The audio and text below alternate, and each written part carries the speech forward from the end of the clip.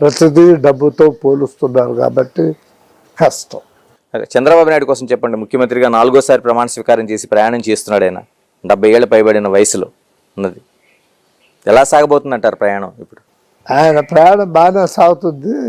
Maturity ఉంది, అతనిలో ఆలోచన ఉంది, ప్రజలు అనేటువంటి మనస్తత్వం ఉంది. కేవలం ఏదో తను పట్టిన కుందేటికి మూడే కాళ్ళు అనేటువంటి వాడు కాదు. సమయానుకూలంగా సందర్భంగా ప్రజలకు ఏది మంచిది చేస్తే బాగుంటుంది అనే ఆలోచన ఎప్పుడూ ఉంటుంది కాబట్టి అతను సక్సెస్ఫుల్ అవుతాడు. నా అభిప్రాయం అతను కూడా 5 ఏళ్ళు పోకపోవచ్చు అని నా అభిప్రాయం. ఎలా అంటారు? ఎందుకని? పరిస్థితులు ఆ రకంగా తీసుకొస్తాయేమో అని. ఆయనే స్వచ్ఛందంగానే వదులుకుంటాడేమో అని నా అభిప్రాయం.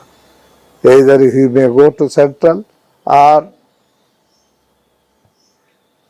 ఏదో నాకెందుకు అనిపిస్తుంది ఆయన 5 ఏళ్ళు ఇక్కడ ముఖ్యమంత్రిగా ఆయన అంటే దించుతారని కాదు నేను చెప్పేది. ఆయన స్వచ్ఛందంగా చెప్పారు మీరే. ఆయనంతకు ఆయనే దేశ రాజకీయాల్లో ప్రవేశించవచ్చు, లేకపోతే మరొకటి కావచ్చు. ఏ కారణంతో అయినా ఆయన 5 ఏళ్ళు ముఖ్యమంత్రిగా కొనసాగబోతున్నాము నా అనుభవం. మరి ఎవరు కాబోతున్నారు ఆంధ్ర రాష్ట్ర రాజకీయాల వారసత్వం? న్యాచురల్గా లోకేష్కి వస్తుంది. ఏ కారణం చేతైనా 5 ఏళ్ళు కొనసాగవచ్చు అని నా అనుమానం, నా అభిప్రాయం. అది ఏం ఆలోచన చేసి చెప్తానంటే దీనికి ఆలోచన లేదేం లేదు, నాకు స్ఫురిస్తుంది ఆ రకం.